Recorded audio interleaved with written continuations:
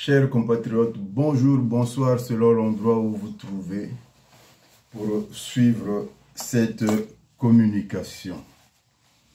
Ah, Congolais, bozalaka na soni, bakeno na soni, ba Congolais, bikeno esprit ya makundu, ayez honte.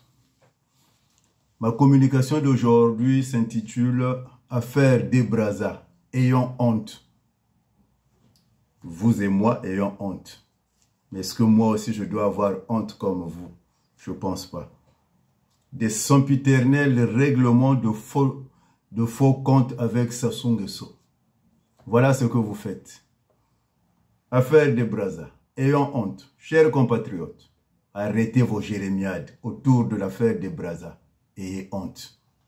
Organisez plutôt un noyau pour dynamiter le mausolée de Brazza. Vous apporterez de la valeur ajoutée à l'action militante. Le temps nous révèle notre vraie nature, qui n'est entre autres que l'opportunisme, le profito-situationnisme, en lieu et place d'une véritable opposition. Nous sommes incapables de monter une opposition saine et constructive face aux imbéciles heureux et médiocres qui ont fait main basse sur les richesses de notre pays, le Congo-Brazzaville. Nombre s'érigent en s'opposant alors qu'ils n'ont aucune maîtrise de ce qu'ils débitent sur les réseaux sociaux. À titre d'illustration, parlons de ce verdict d'il y a 15 ans autour de l'affaire de Debrazza. Au début, personne ne s'y intéressait. Comme à l'accoutumée, quand moi, Armand Monziono, Boutelezi, Diangenda, Bouchindi Boucheleka Bovindo Munabangungu Akalam Kwenda Nkukrika, Bakaula Balembana, Wamazulu Korbora Boucheleka. Invité Pietro Dizergo, représentant légal des descendants de Debrazza, faisant partie de la famille qui n'a jamais accepté la corruption de Sassou Nguesso. Parce qu'il faut vous préciser que cette famille-là a été corrompue, il y a une partie de la famille qui a été corrompue. Et celle qui avait gagné ce procès-là, c'est la partie qui avait refusé d'être corrompue. Alors, donc j'ai invité ce représentant-là dans nos réunions politiques, dans nos rencontres politiques, pour venir informer les Congolais de la diaspora de ce qui les opposait à Denis Sassou Nguesso afin d'avoir leur soutien. Malheureusement, aucun Congolais ne s'y intéressait. Hormis ma modeste personne, qui les a assistés jusqu'à la victoire totale. Voilà, 15 ans après, les Congolais sortent de leur léthargie. Ils ne sont jamais au rendez-vous de l'histoire. Ils ont toujours un train de retard dans leur combat politique. Jamais dans l'offensive. Toujours dans la défensive de la diaspora. Jusqu'aux forces intérieures du pays. Chers compatriotes, soyons sérieux. Mais où étiez-vous quand le sage Armand Monziono montrait la lune?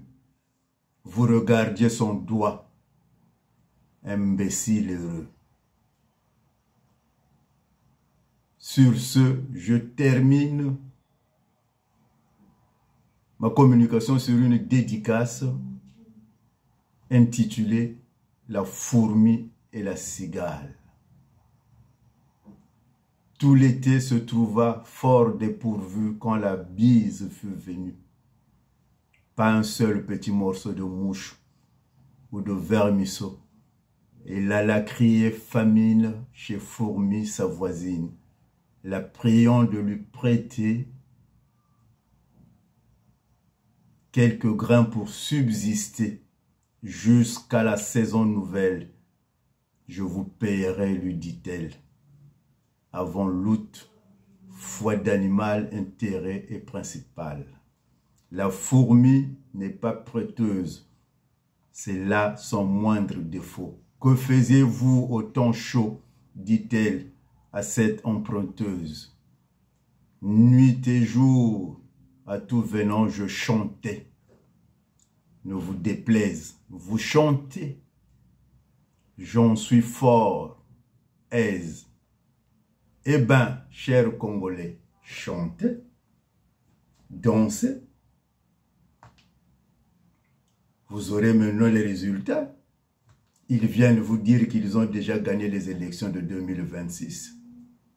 Allez-y, débusquez, les infiltrer comme d'habitude.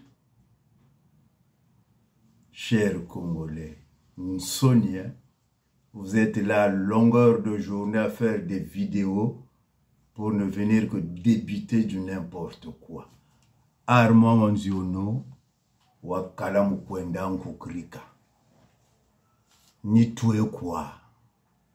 Mbolo wema kwa mu buzoba bweno. Parce que buzoba bweme saka mayelako.